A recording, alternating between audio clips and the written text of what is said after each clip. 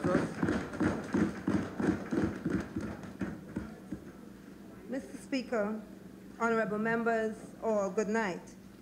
It is difficult to ignore the pain and grief this honorable House is going through, but characteristic of our late honorable member, Mrs. Deborah Barker, could we hear her voice, she would utter words akin to Constance Jenkins. Weep not for me though I'm gone into that gentle night. Grieve if you will, but not for long, upon my soul's sweet flight. I'm at peace, my soul's at rest. There's no need for tears, for with your love I was blessed. For all those many years there's no pain, I suffer not. The fear now all is gone. Put now these things out of your thoughts. In your memory I live on. Remember not my fight for breath. Remember not the strife. Please do not dwell on my death, but celebrate my life. On behalf of the people of Region 10 and my own behalf, we remain grateful to have known and worked with this phenomenal woman. May Debbie's soul rest in eternal peace. Having said this, Mr. Speaker, I know the honorable member will be nudging me to get on with my presentation, and thus I begin. Mr. Speaker, it's budget time again, and while the executive boasts it is the biggest budget ever, many do not see the budget as having corresponding impact on their lives. From the pensioners who got a measly top-up of $625, which equivalent to $20 a day, Mr. Speaker, to the public servants whose wages and salaries were not budgeted for on some flimsy excuse, to the ordinary sugar workers who know the majority of Gaisuku's subventions will go into the pockets of the new mimic men. You see, Mr. Speaker, rising inequalities is affecting all. Those who voted for the party on the opposite side of this House also view the talks of big spending, promises of building and improving infrastructures as more opportunities for corruption. This must be of concern to all in this honorable House, and collectively we must work to stamp it out. On 3rd August 2013, during the presentation of 6 workshops, members thought that an integrity committee or the establishment of an integrity code would help to counter corruption allegations. Those members acknowledged corruption in the party and government and made known it has a negative image on the party and needs to be addressed. One of the other issues that was raised was directly tied to corruption allegations, and that was the loss of respect and lack of humility of party members. For those who may not recall this event, it was the 30th Congress of the People's Progressive Party. The workshop's rapporteur was Nigel Darmalal.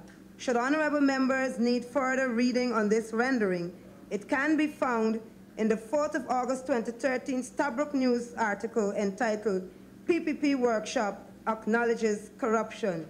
So, Mr. Speaker, having made known the party's internal findings and admission, I yield to the adage, honesty is the best policy, and will present none of the preponderance of external sourcing on corruption. Mr. Speaker, page 72, 6.14 in this year's budget, the Honorable Minister of Finance boasted that $3.2 billion is allocated for electricity subsidy to Linden and Kokwani. This issue has to be placed in its proper perspective. The people of Region 10, whom I humbly represent, do not see this subvention as a favor or one born out of compassion, but a responsibility of the government who had dismantled their electricity infrastructure without regards for its history, their input, and investments made through deferred wages and salaries.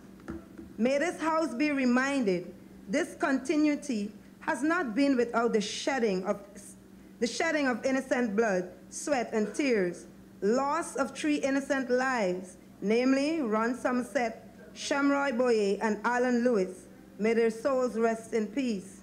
Injuries, destruction of properties, the young labeled criminals in the 2nd July 2012 state-owned Guyana Chronicle editorial, and the disruption of decades of peace. Let it not be forgotten, this allocation is also a result of unity and months of protest by a steadfast people to secure their right to equality and self-determination. Let it be written in this nation's history, our struggle continues, the cause endures, the hope lives on, and the dreams shall never die. To date, the August 21st, 2012 agreement between central government and Region 10 Regional Democratic Council is yet to see full implementation, even though this House, on 27th of June 2013, approved a motion in support of. On instruction of the Regional Democratic Council, I am advised to inform this House the agreement shall be realized with or without the central government's support, because what is due to a person, it shall be received.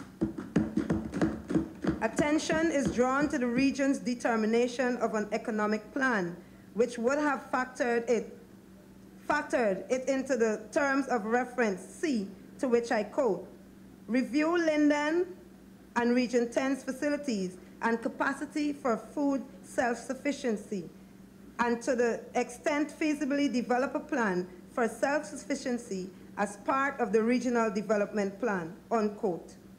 Mr. Speaker, Region 10 borders 6 regions with access to over 80% of Guyana's agricultural market. The geographic location of this region presents opportunities for exploring and exploiting the country's agricultural potential. However, this is being ignored by the government, raising valid questions as to why and for what ends.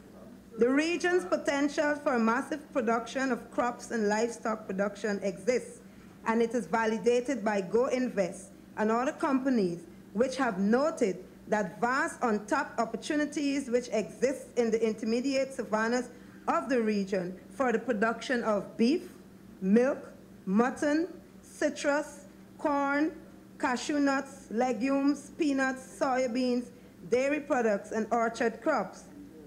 Also, no goats, Mr. Speaker. Also, in support of the region's agricultural potential, Go Invest have recognized the ideal farming conditions, including soil. If you be quiet, Mr. Cabri will bring your grass. Okay. Drainage, fertilization, creation of an ideal environment for the application of high technology, and the establishment of medium or large-scale agricultural operations. Farmers can unleash, you're a slaughterer, unleash their potentials. Come, 1 second. I remember at the beginning of the debate, we agreed that we will not get personal. Mr. Kumar, I'm hearing you, it started with you, about money that something was received. Was it money as a member of parliament? If so, you may bring a motion against the member. But let us avoid getting personal. No, but was it you felt offended by that statement? No, what I'm saying, 1 second, Ms. Kissoon. Did you feel offended by the goat reference, sir? You felt personally? You were not here when the matter was dealt with in Parliament? You were not here? No, there was an allegation made that people are slaughtering goats at the sports hall. Unless you were directly involved, I don't see how you could be offended when she said that they're not farming goats. I don't see how you... In fact, I personally thought that another member of the House... No, Mr. Speaker, I know, for example, a big problem in Linden where money was collected. Okay, but you can bring that up on a particular motion, but you cannot. Exactly, Mr. Speaker. 1 second, please. 1 second, please, Mr. Kissoon. But you cannot, if you have such information, you know what you have to do with it. But if there's any member of this House who can be slighted by a goat reference, it is not you. And the member is not sitting here now. Proceed, Ms. Kissoon. So let us avoid. Mr. Speaker, yes, just a point of clarification. I have noticed that you have sought to bring correction to Mr. Kumar's reference while he's sitting. But I'm sitting here and heard the honorable member report him as a slaughterer, and that was not attended to, sir. Because in fact, Ms. Kissoon, I intervened when I heard the retort. So we will refrain from any references. Please, make your presentation. I think many people are depending on you to represent them tonight, Ms. Kissoon. You know that. A lot rests on your shoulders. See it through and let's get it over with. Thank you, Mr. Speaker. Farmers can unleash their potentials, creating wealth for themselves and the nation through cooperative ventures, of which pilot projects have begun in Region 10. It must be noted that much more can be achieved were our farmers receiving support from the central government in areas such as land titling, better drainage and irrigation systems, logistical support, agriculture inputs, and sustained extensive support. And this brings me to the point of acknowledging this nation's tri-sector economy, private, government, and cooperative. Mr. Speaker, it is no accident this country is named the Cooperative Republic of Guyana, even though it is noticed emphasis is placed on de-emphasizing it in public documents such as the Guyana passport. And the name can only be changed through referendum. We must learn from the past. The economy of the former enslaved, indentured servants and colonized was based on cooperatives.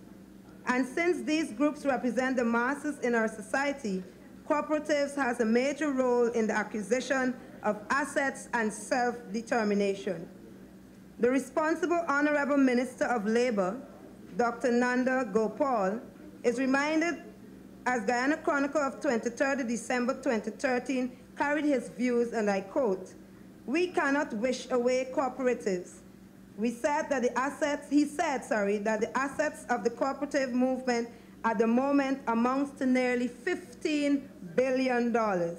When considered against other financial institutions, it is the 4th or 5th largest system in the country. This is unfortunate, however, when in an interview with the Guyana Times on the 17th of February 2014, the Honorable Minister says the government is moving to dissolve approximately 220 of the more than 1,800 cooperative societies in Guyana, unquote. This is a travesty and will not only cause loss of income and assets and increase poverty, but a blow to a major sector of this nation's economy. And while it is noted, the Honorable Member attributed shuttering these coups due to the violation of the Cooperative Society Act, it would have been better had government invested in this sector through increased allocation of resources towards capacity building, such as skills-set training. Mr. Speaker, I call on the Honorable Member to revisit his position and remember that the strength of the country lies in the respect for the diverse sector where participation and wealth is advanced, with the only caveat being that the same be done consistent with the law. Note is taken that the Honorable Finance Minister, Dr. Ashni Singh, in his presentation addressed government's desire to expand bauxite output. It was the late President Dr. Chedi Jagan who reminded this nation that development must carry a human face, and as stated in the new global order, human rights must embrace the civil and political rights as well as economic, social, and cultural rights, quote, end of quote. As we are now witnessing, the party of Dr. Jagan is drifting further and further away from the principles he espoused. Mr. Speaker, bauxite expansion, or rather the exploitation of our renewable resource to the enrichment of foreign oligarchs and their few local counterparts, creaming the wealth of this nation and violating the rights of workers by disregarding the laws of the land, would be condemned by Dr. Jagan as much as these are condemned by our regional government. where companies like Rusal, BGCI, continue to transgress the rights of workers to a trade union of choice, working in a safe and healthy environment. Baishinling continues to engage in bad corporate practices and destruction of our roads. 1 second, Ms. Kissoon. What I would say that continue to allegedly engage is what you could do. You may, so for you, I suggest to you that you say allegedly engaging in. Okay, that's all. Proceed. Okay. Allegedly to transgress the rights, you're talking about, Mr. Speaker? Okay. Allegedly transgress the rights of workers to a trade union of choice, working in a safe and healthy environment. Baishinling continues to engage in allegedly engage in bad corporate practices and destruction of our roads, posing threats to lives, limbs, and economic well-being of those living in the community. Dr. Jagan, Mr. Speaker, would have put his foot down on it, and today, so are the people of Region 10. Where Bosai continues alleged its poor environmental management result in public health hazards such as pollution of the Karkara Creek, the clogging, and this is not alleged, though, Mr. Speaker, this is fact, so I take back the word alleged. This is fact, right? This is fact. Haimara Creek, the clogging of the Haimara Creek presence and dust in Linden would not have been tolerated by the late Dr. Jagan. Expansions in our Amerindian communities, such as Hururu, without regards to human rights is not development. Mr. Speaker, it's encroachment, and Dr. Jagan would not have tolerated this based on his belief, and I quote, the necessity for a new global human order in which the needs, hopes, and aspirations of each citizen will assume primary importance, unquote. As such, the region insists that these expansions must be built on mutual benefits. Mr. Speaker, I turn my attention to Linden Enterprise Network. Outside of the involvement of a comprehensive economic program, which forms part of the 21st August 2012 agreement, illustrates the vision that this government is promoting for the people of Region 10, which is piecemeal. For we know that from the recommendations of the evaluation report of the role to ensure the involvement of the people whose lives this project is intended to impact on. However, the consultation process used demonstrates government's unwillingness to adhere to these recommendations outlined in the evaluation of the European Commission's support to the Republic of Guyana, the Cooperative Republic of Guyana, September 2008. So, Mr. Speaker, from the fundamental of its composition, for the government to have adopted the mechanism to have an impartial board that have to date had not had their first meeting, and without its TORs for functioning, is only a recipe for failure. Mr. Speaker, President Ramatar in February and March made some unfortunate statements in reaction to the opposition's just demands for justice and passage of an effective anti-money laundering and I caution you, Ms. Kissoon, that the rules say that you may not invoke the president's name in a debate. So you may mention the fact that some statements were made, but I think you should move on after that. Oh. Thank you.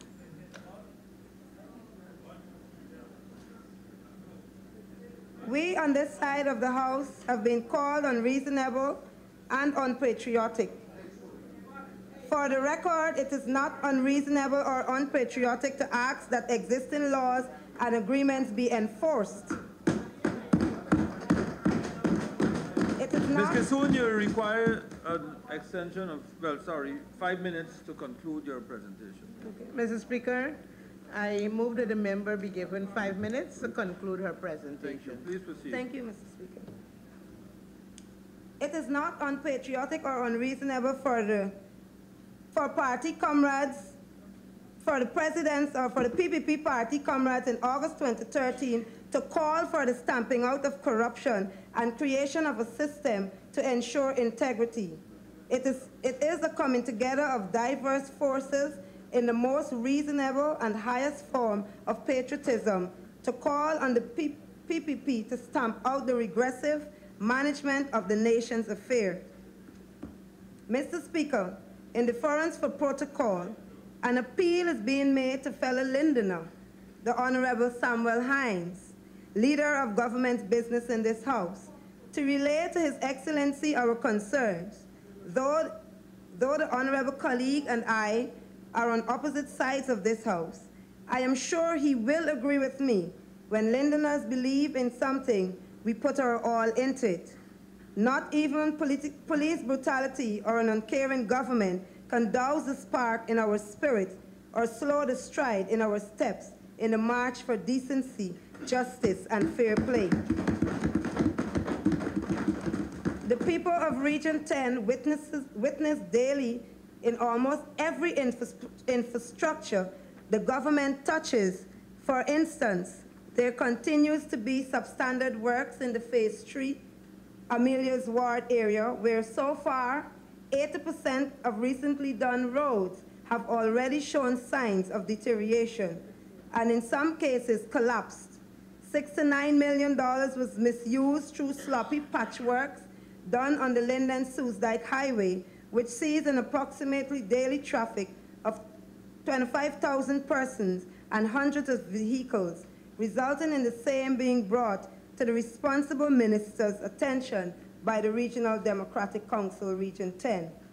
And so, Mr. Speaker, this side of the House shall go through this budget, section by section, line by line, exercising judgment on behalf of the people who sent us here to keep watch over our colleagues on that side of the House and work with them to bring back sobriety to governance.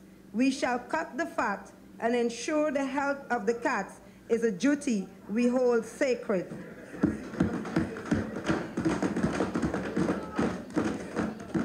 Mr. Speaker, it would be remiss of me to ignore the Kaichur newsletter of 14th of February 2014 under the audacious pen of the honorable member, Mr. Anil Nandalal, in response to Mr. Yus. What is? Oh. Just make your comments without the adjectives. Oh, okay. How about the other members? Response to Mr. Yussi Kwayana, a former member of this House. The member had this to say, and I quote, "I do not usually engage in exchanges in the press with non-lawyers on matters of law.